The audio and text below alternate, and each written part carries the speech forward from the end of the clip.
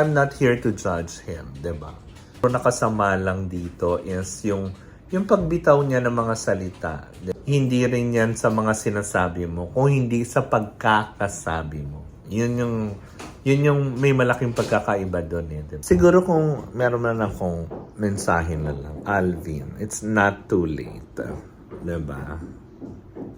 Focus mo yung sarili mo sa iyo, sa tuloy-tuloy na pagbabago, instead of creating another problem. I still wish you well. If you have nothing good to say, better keep your mouth shut. Diba? Kung may napapansin ka sa iba, hayaan mo sila. Let them be. Ulitin ko, matuto kang rumespeto. Dumistansya sa mga bagay na wala ka namang kinalaman. In short, huwag kang pakialam. Ganon.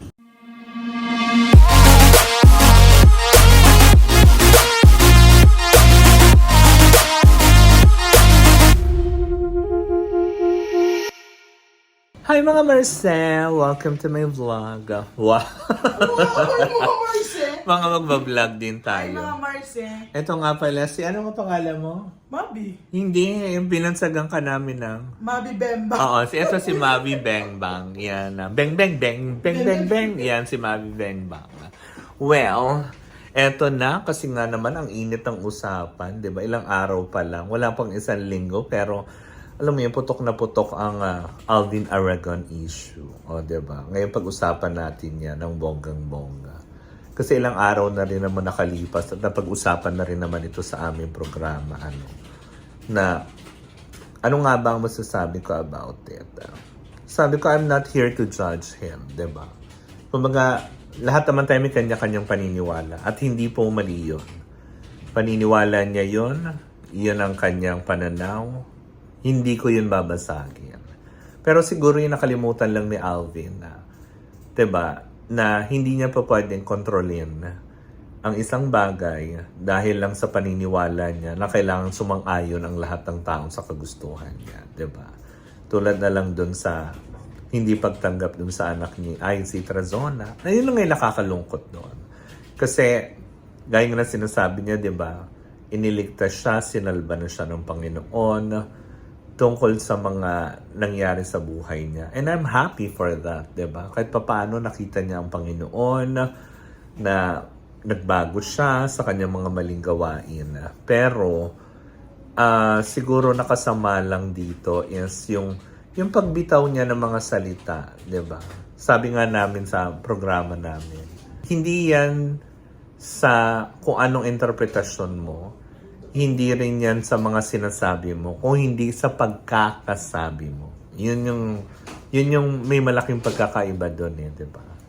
Tama naman din yung mga sinabi niya. Kasi di ba, sabi nga niya na wala naman talagang ginawa ang Diyos na bakla at tomboy. Oo. Pero hindi rin naman sinabi ng Diyos na kagaya ng sinasabi niya, di ba? If you continue to do homosexuality, you'll be thrown to hell.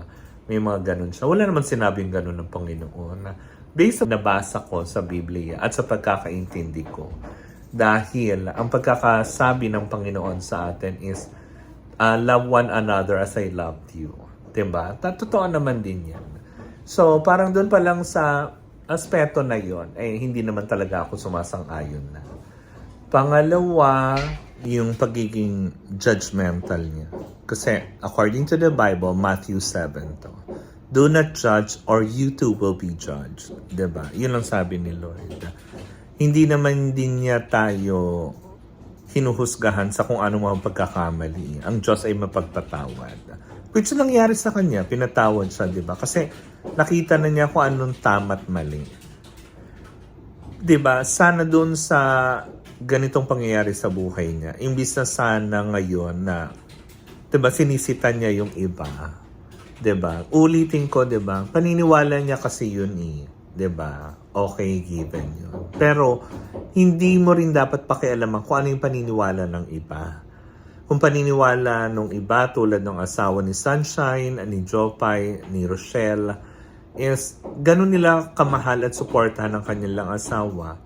Diba? Is ibigay mo rin yun sa kanila. Kasi hindi ka naman din nila, kumaga siguro, kinundin na nung mga panahon na nag-resign si IZ from 2009 sa sex bomb. Kasi nirespeto nila yun eh. Nirespeto nila na si IZ is going to have a simple life, diba, with a husband na, alam mo yun, mamahalin niya. So, nirespeto ng lahat yon, hindi ba? Sana ganun din yung respetong ibinigay mo na lang sana nung una.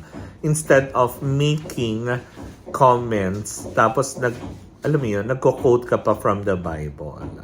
Diba? Gaya na sinasabi mo, diba? Yung mga physical na itsura dahil sa pananamit, dahil sa alam mo yung malalaswang kasuotan, kasi nga, diba? Tapos pati yung pangalan ng grupo as sex bomb, diba?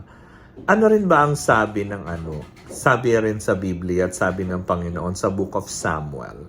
Diba? The Lord looks at the heart of a person and not through his physical appearance. Hindi naman yan porket nakatanga ka, nakapikling shorts ka, bakla ka, tomboy ka, hindi ka na mahal ng Diyos. 'Di ba? Yun din ang sabi, ha? Kasi yun ang pagkakaunawa ko. Oo, bakla ako. 'Di ba? Pero alam kong mahal ako ng Panginoon dahil ang tawag niya sa akin, my child eh. Ganun din ang tawag niya sa iyo. 'Di ba? We are the children of the Lord. 'Di ba? Na hindi ka exceptional na tipong porket na bago ka na ngayon, 'di ba? Tapos lahat ng maling na nasa paligid mo gustong tama. Hindi naman sinabi rin ng Panginoon na hindi, kung mamahalin mo ko kailangan ganito ka. Hindi. Kasi alam mo 'yun, ang pagkakaintindi ko, as long as tanggapin mo siya ng buong puso, papasukin mo siya sa iyong puso, 'di ba? Kahit paano ka, kahit na sino ka, kahit na anong suot mo, tatanggapin ka niya as long as tatanggapin mo siya ng buong-buo sa puso. Tama ba ako doon? And next is parang kayo bilang mag-asawa, diba? Gaya ng sinasabi nyo, you follow the word of the Lord. Ang nakakasad lang na hindi ka man lang din mapagsabihan ng asawa mo na uy, tumigil ka na. Parang hindi na maganda ata yung sinasabi mo, 'di ba? Oo, sinusunod ka ni IC bilang, alam mo 'yon, bilang asawang babae. Dahil nasa Bible naman din yan na ang asawang babae dapat nagpapasakop sa asawang lalaki. Teka, sandali. Parehas pa ba tayo ng Biblia na binabasa na, 'di ba, na nakakaloka lang? Ibinigay sa iyo yung karapatan magdesisyon ni IC bilang asawa niya, 'di ba? At naniniwala siya na makakatulong ka sa desisyong kanyang ginawa. Pero sa nangyayari ngayon, parang ang interpretasyon naman namin sa nangyayari sa inyong dalawang mag-asawa, para bang minanipula mo na siya, kinontrol mo siya. Ganun yung alam mo yon, dating sa mga tao. 'Di ba? Yung para sarili rin niyang anak, 'di ba? Na hindi rin niya tanggapin bilang trans woman. Parang nakakasad yung ganun. 'Di ba? Na kung tutuusin, ang saya nung bata na at proud siya na ang nanay niya ay miyembro ng sex bomb dancer. 'Di ba? Ang anak niya ay ever supportive pa sa kanila. Lagi siyang kinakausap. Pero hindi niya kayang ipaglaban sa asawa niyang naninindigan sa kanyang sariling paniniwala. Ano yun? 'Di ba? Na nakakaloka.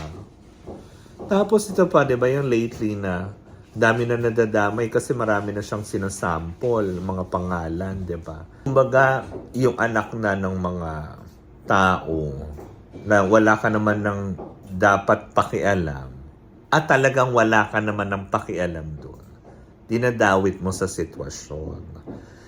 Dapat concentrate ka lang sa kung anong, alam mo yun, problema sa'yo, anong gusto mong gawin sa buhay mo, 'di ba?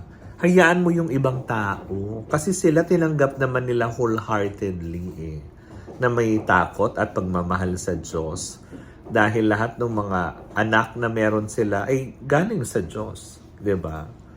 Kaya siguro dun sa aspeto na yon, parang pakialamero ka na doon, di ba? Hindi ka na parang nagbibigay ng kung anong motivation sa kanila or inspirational or ano man tawag doon. Basta ang alam ko, pakialamero. Diba? Diba? Yun. Pero, diba, na hindi ko makita yung logic eh. Nalulungkot lang talaga ako kasi nangyayari to sa'yo na sana, gaya nga ng sinasabi ko sa mga programa namin eh, na sana ginagamit mo tong yung nangyari sa'yo ngayon, yung pagbabago sa'yo ng Panginoon. Sana ginagamit mo to as inspiration sa mga taong dumaranas ngayon sa ganyang sitwasyon mo. 'Di ba? Lahat tayo makasalanan, lahat tayo, 'di ba? Hindi tayo perpekto, walang perpekto. Ang Panginoon lamang ang perpekto sa lahat dahil siya ang lumikha sa atin. Pero para magtunog perpekto ka dahil sa ikaw ay napatawad na, mali yun. Isa ka ding anak ng Diyos na nagkamali at pinatawad niya. So kasabay dapat ng pagpapatawad na yon, dapat alam mo kung paano hikayatin yung mga kapatid mo kahit hindi mo sila kilala. Kapatid mo pa rin yan eh. Dahil isa tayo ng Ama, ang Diyos Ama. 'Di ba? Na tinitingala at pinaniniwalaan. So yun lang yung sa akin. Nalulungkot lang ako. Ulitin ko, hindi naman ako nandito na nagsasalita para i-judge siya. Or para, alam mo yun, makidagdag sa mga nambabash sa kanya. Nalulungkot ako kasi nga kahit papaano, alam mo yun, wala man lang mag-correct. Wala man lang din, alam mo yun, tumapik kay Alvin. Yung mga kapwa niya na nananalig din sa Panginoon, na wala man lang magbigay ng advice na, kapatid, parang mali na yata ito. Wala man lang ganun. Parang hinahayaan siya. Nalulungkot ako kasi nga, nakapalibot ka sa pinaniniwalaan mo, kaisa mo sa pananampalataya. Pero, bakit parang sa laban na ito, hinahayaan ka ng mga taong ito? Bakit parang walang may gustong umawat, magkapakita ng concern sa'yo? Or baka kasi talaga ugali mo na kasi talaga yan.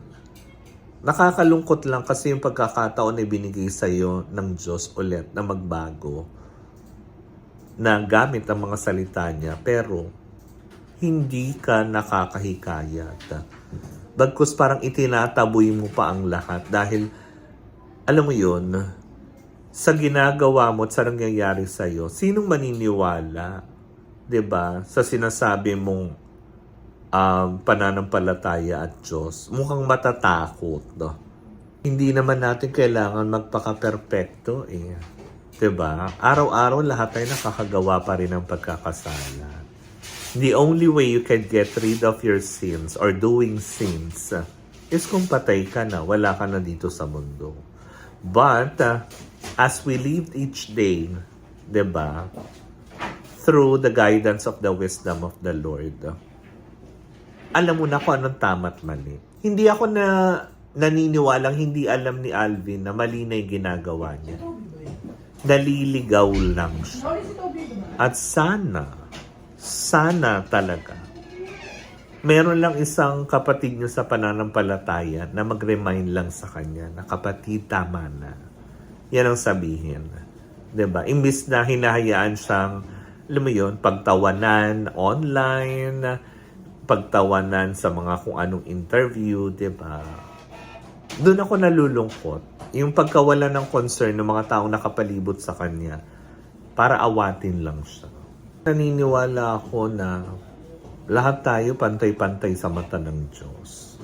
Hindi naman niya tayo hinuskahan dahil, alam mo yun, bakla ka, tomboy ka, babae ka, lalaki ka.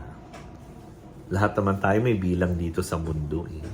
'Di ba? Lahat tayo may purpose. Hindi yan ibig sabihin na napatawad ka, na-cleanse ka, naging born again ka, is special ka na. Hindi. Walang favoritism sa Panginoon. kung meron man akong mensahe na lang, Alvin, it's not too late. Diba? Focus mo yung sarili mo sa'yo, sa tuloy-tuloy na pagbabago, instead of creating another problem. I still wish you well. And sana matigil ka na nga lang. 'Di ba? Sa pinagagagawa mo. Ba't ka tumatawa? 'Di ba? Na itigil mo na lang. If you have nothing good to say, better keep your mouth shut. 'Di ba? Kung may napapansin ka sa iba, hayaan mo sila. 'Di ba? Hindi mo problema, hindi mo kailangan pansinin yung problema ng ibang tao. Kung sa tingin mo, hindi sila naniniwala gaya ng paniniwala mo, let them be. Sila naman yung magkakasala, sila yung magdadala nun. Hindi mo kailangan i-pattern sa kung anong paniniwala mo, yung paniniwala ng iba. Uulitin ko, yung paniniwala mo, hindi natin i-invalidate. Kasi paniniwala mo yan. Pero ulitin ko, matuto kang rumespeto, dumistansya sa mga bagay na wala ka namang kinalaman. In short, huwag kang pakialam. Ganon.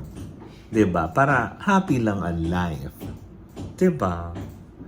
Anyways, if you like this video, please do like, share, and subscribe. Bye! Bye! Pakabait ka, Alvin.